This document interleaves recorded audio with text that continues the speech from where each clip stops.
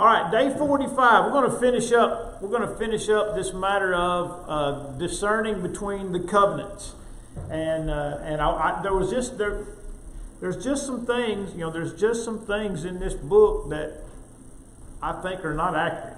And, obviously we talked about last week on page 63 about the distinctions, what was called the distinctions between the Old Testament and the New Testament, which would have been more accurately the Law of Moses and the New Testament.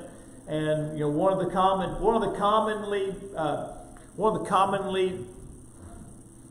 regurgitated errors about the Old Testament is that Saturday, and its distinction from the New Testament is that in the Old Testament worship was on Saturday, and in the New Testament worship is on Sunday. And and that's just patently false. The Old Testament never sets forth the Sabbath day as a day of worship. We studied Deuteronomy chapter 5 specifically, verses 12 through 15, where the Sabbath is given as a day of rest. To remember the Sabbath day and keep it holy has nothing to do with worshiping on that day. We noted that the Jewish days of worship were set as days on the calendar and not as days of the week, so to speak. That they were particular days of particular months. The Passover and Pentecost and all of those. Now, let me back up just one little bit. Pentecost was the only day, was the only holy day that fell on a particular day of the week. Because it was 50 days after the first Sabbath following Passover. Because Passover could fall on any day of the week because of what day it was in the month, the 14th day of the first month. And so, obviously, January 14th, if we were using our calendar, January 14th falls on a different day every single year. It never falls on the same day in consecutive years. Just like your birthday, whatever that day might be, never falls on the same day year after year. And so these Jewish worship days were days on the calendar, but Pentecost was always measured 7 Sabbaths after the first Sabbath of Passover. And so Passover could fall on any day of the week. It just so happened that when Jesus died, he died during the Passover feast, and he died on a Friday, and then 7 Saturdays after the next day would have been another Saturday, and then day number 50 is what day? Always Sunday. Pentecost always fell on Sunday. No matter what day Passover fell on, if it fell on Monday, or Sunday, or Friday, the counting didn't start until the next Sabbath, 7 Sabbaths plus 1 day. That's what Pentecost means. It means 50 days. Pentecost always fell on Sunday, but all of these other days always fell on a calendar day. And so the idea that the Jews worshipped on Saturday as opposed to Christians worshiping on Sunday is just not accurate. It's just not right. And so that's a common error, that many of us have repeated without giving it proper consideration as to what it means to remember the Sabbath and keep it holy, which meant don't work. I mean, the Bible is specific. Don't work. And you don't work so that you can remember that you were slaves in Egypt and didn't have any rest, day or night. And so that's just a commonly held error with regard to the worship. Of course, then you've got your Sabbatarians, like that church on the right at Thornhill Road. They had their, you drive by there on Saturday morning, there's going to be people there if that place is still open, and they've got the whole thing messed up. They're worshiping on Saturday, and they claim to be Christians.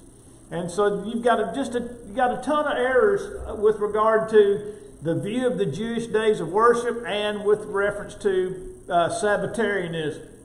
All right, now, without going back over all of those things on page 63, I want to look at page 64. And I want to note that in the opening paragraph there it says, there are some things, especially moral principles, which are found in both testaments. All right? And we won't get to it this Wednesday. We're going to start Romans 13, Lord willing, this Wednesday. But I did write the material up to verse number 9, which is referenced here about the commandments and about adultery and murder and those types of things. And it is true that there are things found in the Old Testament that are also found in the New Testament. But they are not repeated. They are not repeated. The principles are found, but the laws themselves are not repeated. I mean, what did Jesus say? You have heard it has been said by those of old time, you shall not commit murder. But I say to you that whoever is angry with his brother without a cause is a murderer, right? And so that's not repeating because Jesus said, you've heard it said this, but I say something else. 1 John 3:15. Whoever hates his brother is a murderer, and you know that no murderer has eternal life abiding in him.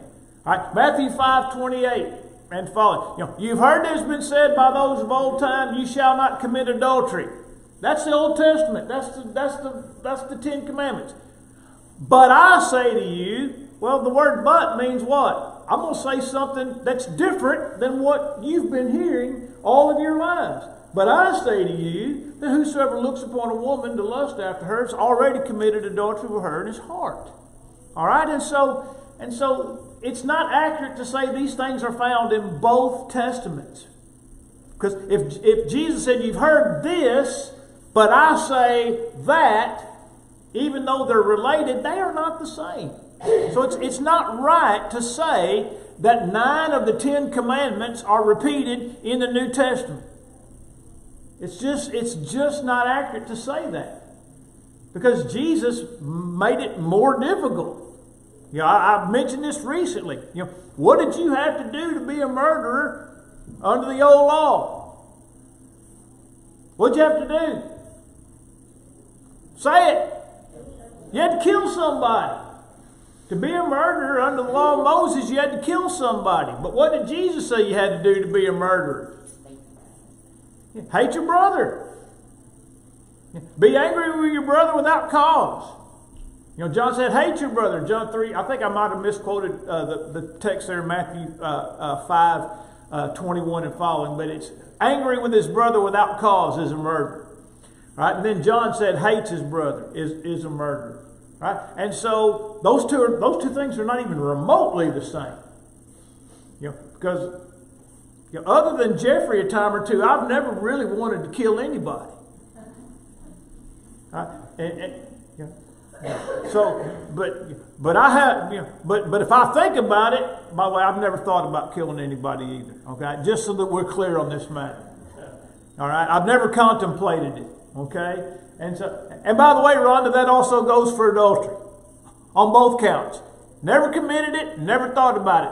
Right, just so that we're clear on that matter, since I mentioned it. All right, but what did you have to do to be an adulterer? You had to commit adultery. But what did Jesus say you had to do? Lust or think about it. Okay? Those two things are not remotely the same. So far as being guilty, the law of Christ is far more stringent than the law of Moses, and it ain't even close. It's not even close. And so this idea that these things are repeated, are found in both Testaments it's inaccurate. Okay, it's inaccurate. And by the way, those two examples that I just gave you from the Sermon on the Mount in Matthew 5:21 through about 29. You need to hold those things in your head. That needs to be one of your closely held go-to texts for when you tell people nobody's following the 10 Commandments today. You can't follow the 10 Commandments today. Number one, because there's very few Jewish people in Marion County. Right? But number two, and the law of Moses and the 10 Commandments were only given to the Jews. The Gentiles were never under the 10 Commandments. All right? But also, because they're going to say, when you say we don't follow the Ten Commandments, then the default knee-jerk reaction is, oh, so you think it's okay to murder and commit adultery and steal and lie and bear false witness? It's like, no, I don't believe in any of that. I believe what the New Testament says. I believe what it says in Ephesians 4, let every man speak truth with his neighbor. I believe what it says in the New Testament, put away lying. Those are the words that I live by. And by the way, was it wrong to commit murder before the Ten Commandments were written? I mean, Ten Commandments weren't written for about 2,500 years after the Garden of Eden. Was it wrong to murder somebody before the Ten Commandments came around? Just ask Cain. Ask Cain if it was wrong to murder somebody. Was it wrong to commit adultery? Was it wrong to lie? Was it wrong to be an idolater? All those things were wrong before the Ten Commandments ever came around 2,500 years after God created man. Those things have always been wrong. It's always been wrong to worship other gods. It's always been wrong to be a murderer. It's always been wrong to be an adulterer. It's always been wrong to be a liar. And those things being wrong really don't have anything to do with the Ten Commandments. Because they've always been wrong. And they'll always be wrong. Those things will never be right. Even if we didn't have the New Testament, those things would still never be right. Because, those things are against the very nature of God. All right? And so we want to make these things, clear. And the statement in the book to me that just really made me want to lose my mind was that 9 of the 10 commandments are found in the New Testament. Which means, this means we are required to obey all of them except the Sabbath law, which is abolished. It's just so ignorant. I mean, it's just not good theology at all. The example, one of the examples you could use is, the first law that governed the United States of America was not the Constitution. It was the Articles of Confederation. And the Articles of Confederation were the Constitution of the United States until the Constitution was written and ratified. And guess what? You can read things in the U.S. Constitution that are found in the Articles of Confederation, specifically the 10th Amendment, which reserves all the rights to the states which are not specifically enumerated to the federal government. Now, nobody in the federal government's ever read the 10th Amendment. But my point is, that thing was, those principles were in the Articles of Confederation. Some of them were carried over, but not verbatim, into the Constitution. So does that mean that we're obeying the things that are found in the Articles of Confederation? No. We've never lived under the Articles of Confederation. We live under the Constitution. And just because things in the Constitution resemble those things in the Articles of Confederation doesn't mean that we're obeying the things in the Articles of Confederation. It's just not properly worded. And it confuses people. It confuses people. But we have to be prepared to defend the law of Christ. The law of Christ. All right. So he goes into the middle of this paragraph here, talking about the thief on the cross. By the way, the thief on the cross doesn't have anything to do with the Old Testament. One of the arguments that people make in trying to, the argument about the thief on the cross is, well, the thief on the cross was saved and he was never baptized. All right? Well, one of the arguments that's made is, well, the thief on the cross lived under the law of Moses, and the law of Moses, didn't require people to be baptized. That's not the right argument, and I've probably made it at some point in the past. That's not the right argument for the thief on the cross. Because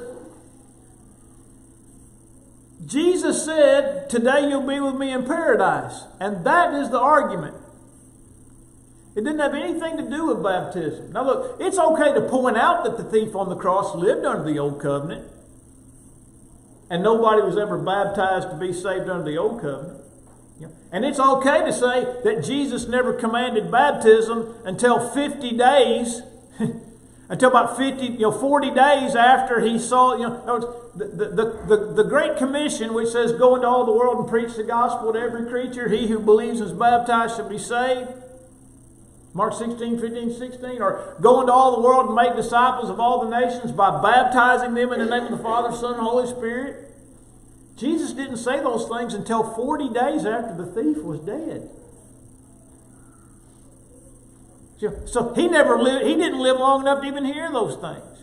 The argument of the thief on the cross is Jesus had power on earth to forgive sins. Matthew chapter 9, verses 1 through 10. Did Jesus have power on earth to forgive sins? Yes. He said he did. He proved that he did. And all power had been given to him. But the question is, did he tell the man he's going to be saved? Then that's the end of the discussion. Now look. If Jesus comes back in bodily form on this earth and tells you that you're going to be saved, I will accept that. I will accept those conditions. Because those are the conditions of the thief. But the Old Testament ain't got nothing to do with the thief on the cross. It has everything to do with the authority of Jesus Christ. And did Jesus have the power and the authority to say what he said? And the answer to that question is yes. All right, so even the thief on the cross is not a good argument for the division of the covenants. All right, let's see here. Let's go to the bottom of 64. All right, and these four things are quite good. They're quite good. Number one, we are not under the law of Moses, we are under the law of Christ. And those two things are not the same. We're not under the law of Moses, we're under the law of Christ. Number two, things authorized in the Old Testament but not in the New Testament are not authorized for the church. In other words, we're not at liberty in the church to do what God authorized the Jews to do or permitted the Jews to do. Some things God authorized and some things he permitted in the Old Testament. Neither one of those have any bearing on the church. The Bible says, whatsoever you do in word or deed, do all in the name of the Lord Jesus Christ, giving thanks to God the Father by him, Colossians 3, verse 17. And so that means I can't run back to the Old Testament to defend something that I want to try to do in the church or forbid in the church. Johnny? One of the things I was talking here in the hall a few minutes ago. The law of Moses was to keep you a Jew or to make you a Jew. Is that correct? Is that a fair statement? It made the Jews. It made the Jew. So if you're trying to keep the Old Testament, are you intending on becoming a Jew? Or do you want to be a Christian? Right. Yeah, and Paul spoke. Yeah, Paul spoke today. He said, if you attempt to keep the law, you're a debtor to keep all of it. But that wasn't permission to try to keep all of it, because Jesus had already nailed it to the cross. He was just showing the folly. He was showing the folly of the Jews trying to drag Judaism into the church. Like they did in Acts 15. In man today, you go back to that? Are you in an attempt to bring about Judaism by keeping the old law? But still, as you know, it won't work, because you can't drag in a law that you were never, right, that was never over you to begin with. But you can't run the Old Testament for authority for what people want to do in the New Testament, because you can't. If you did that, which obviously you can't, but if you tried to do that, you would open Pandora's box to everything in the Old Testament. Everything in the Old Testament would then be susceptible to be dragged in to the New Testament. And by the way, some religions have dragged those things into the New Testament, like the burning of incense and substituting sprinkling for circumcision and all types of things. But the only authority we have is the New Testament. The New Testament's written for our learning, but it's not written in our admonition, but it's not written for our authority. All right? Then number 3, Sunday is not the Sabbath. And it's not the Christian Sabbath. I can't My dad used to say that all the time when we were little. You know, he every now and then, if we were having dinner, especially if we were having dinner at my dad's parents' house, Sunday dinner, my dad's mom would ask him to pray, and I don't know why she did that, but she did, and he would always start that prayer on Sunday for Sunday dinner, thanking the Lord for the Sabbath day. And not even being any older than I was, I'm like, man, I know better than that. I know better than that. But my dad didn't know any better than that. And apparently nobody in his family knew any better than that. You know, because nobody said, and I wasn't going to say anything to it because I like having all my teeth. And so, Sunday is not the Sabbath day. And it's not the Christian Sabbath. Word Sabbath is seventh. It's seventh. It's a day of rest. You know, Sunday is the Lord's day. It's the Lord's day. You know, John said, "I was in the Spirit on the Lord's day." Revelation chapter 1 and verse number 10. You know, why is Sunday the Lord's day? Well, number one, it's the day he was raised from the dead. He was raised from the dead on the first day of the week. It's the day his church was established. In Acts chapter 2, the day of Pentecost, always a Sunday. It's the day the church assembled to observe the Lord's Supper. On the first day of the week, the disciples came together in Acts chapter 20 and verse 7. Paul talked to the Corinthians about when you come together in the church. He didn't mean the building, he meant as a group of people. And he connected their activities, what they were doing wrong, with a perversion of the Lord's Supper. You know, Paul said on the first day of every week, let every one of you lay by him in store as God has prospered him. 1 Corinthians 16, 1 and 2. You know, Sunday is the Lord's day. Sunday is the Lord's day. By the way, there's a difference in the Lord's day and the day of the Lord. Those two things are not the same. The day of the Lord oftentimes refers to the destruction in Jerusalem, and other times it refers to Jesus' second coming. So don't confuse the Lord's day with the day of the Lord. Those phrases are quite distinct. All right? And then lastly, the law or the testament of Christ became a force when he died. So since the cross, the new covenant has been enforced. And unlike the law of Moses, which was given only to the Jews, the law of Christ is given to every individual on the face of the earth. And so once Jesus died, his will came into effect. And his will is, we still use the terminology last will and testament, right? I mean, that, when you hear last will and testament, you just think will. If I ask you, do you have a will? Yes or no. And if the answer is no, you need one. All right? But, when Jesus died, his will was executed. It was brought, because where there is a testament, there must be the death of the one who made the testament. That's Hebrews chapter 9. And so we live under the New Testament. And it's the last one. Hebrews chapter 8, 1 through 13. If you wanted 13 verses that really talked about how the New Testament has superseded the Old and replaced it, Hebrews chapter 8 is it. If the first covenant had been faultless, then there would have been no need to look for a second. Right? And the first is growing old and ready to vanish away. Verse 13. All right? And by the way, there are a number of other texts in Hebrews chapter 8 to this effect. So despite what problems I had in these days 44 and 45 in sections, this is a great summary. This is a great summary at the bottom of page 64. All right, any thoughts or questions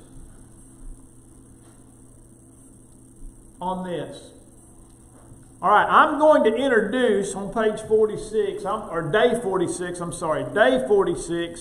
I'm going to go ahead and introduce the subject of premillennialism, if for no other reason, just to help define it for some that may not be familiar with that terminology.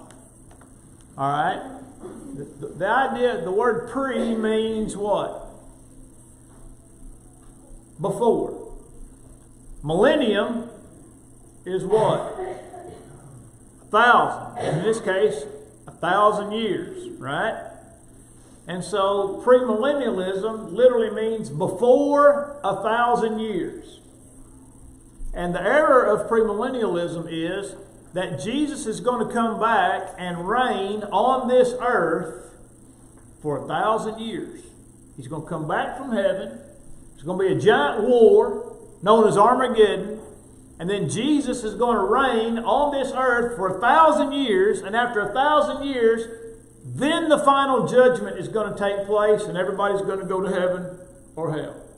Right? That's the crux of defining what premillennialism is.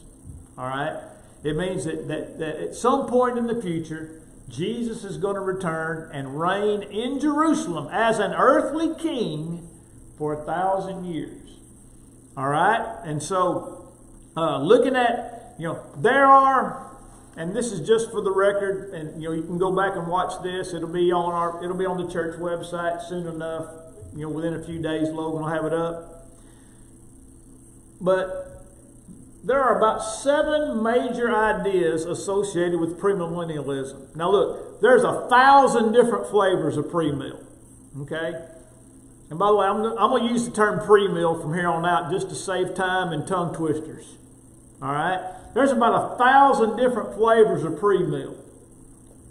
But all of them have these basic 7 ideas in common. Okay? All right? And the first is this, that Jesus initially came to earth to set up an earthly kingdom. But because he was rejected by the Jews, he set up the church as a plan B. And the church is going to reside on the earth until Jesus comes back a second time and do what he failed to do the first time. I mean, that's what it boils down to. He's going to come back a second time and do what he failed to do. And I use that term intentionally. He failed to do it the first time. And by the way, the church has a plan B. All right? And I don't know who these authors are except for one of them. But here's some quotes on the plan B doctrine. Because the nation rejected him, the Lord withdrew the offer of the kingdom and announced the inception of an entirely new, unheralded, and unexpected program, the church. In other words, the church was simply an afterthought. Jesus didn't come to establish the church or build the church. It was just, oh man, this is not working out the way I thought. I need to do something else. Now that's not how they would say it, but that's what they're saying. Now this guy was actually a member of the church. His name was R.H. Bowl in the 1920s. And R.H. Bowl, not to be confused with H. Leo Bowles, who was, I think, the president of David Lipscomb back in that day. But R.H. Bowl introduced premillennialism into the churches of Christ about 100 years ago. And Foy Wallace, I believe it was Foy Wallace, says, Bowles says that Jesus first taught the Old Testament hope of the Messianic kingdom. But Israel began to oppose Jesus, so he began to announce an entirely new and different aspect which his kingdom was to assume, which he calls the present spiritual veiled suffering form of the kingdom of heaven, the church. Now that came from our people. Okay? And I'm simply quoting this to you to let you understand that people who believe this believe Jesus failed. There's no other way to explain this other than that Jesus failed. He failed to see what was actually going to happen, and so he had to come up with a plan. Plan B. All right, point number 2. Prior to this, is that the first one? All right, thank you, Johnny. I can get done before the next bell, if you won't ring it until I'm done. All right. There will be, prior to the second coming of Jesus to rule on the earth, there will be a secret catching away of all the saved, living and dead, known as the rapture. In other words, people are just going to disappear. They're going to vaporize into thin air. Airplane pilots, taxi drivers, truck drivers, in just a blink of an eye, millions of people are just going to vanish into thin air. All right? They call that the rapture. After the rapture, there will be a 7-year period known as a tribulation. The Jews are going to rebuild the temple in Jerusalem and enter into an agreement unwittingly with the Antichrist. Then the Antichrist will be revealed. Jerusalem will be trodden underfoot, and nations will unite against Israel and destroy Jerusalem. Jesus will descend with the saints after this 7-year period and destroy the enemy and deliver the faithful. And then, after this 7 years of tribulation and Armageddon, all the tribulation martyrs are raised to reign with Jesus and the saints for 1,000 years, during which time Jesus will sit on David's throne, establishing an earthly covenant or earthly kingdom in Jerusalem. The tribes of Levi, or the tribes of Israel, are restored, and a new covenant will be made. The temple will be rebuilt, and the sacrifices of the Levitical priesthood will be reinstituted. And after 1,000 years, then the judgment. All right? That is premillennialism in a nutshell. And most of your evangelical friends and neighbors believe it. Anytime somebody starts talking about the signs of the times, I believe we're near the signs of the end times. We're nearing the end times. This is what they're talking about. This is exactly what they're talking about. Now, that's just the seven basic ideas that are associated with this doctrine. All right? And I just wanted to lay out this in your mind, because Lord willing, we'll come back and then we'll start taking these things apart piece by piece. All right? But the Bible doesn't teach any of these things. Not even remotely akin to teaching any of these things.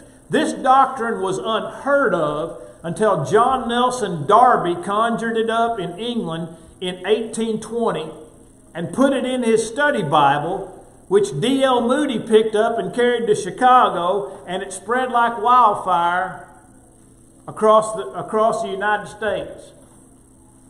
But I'm telling you that this doctrine is only 200 years old.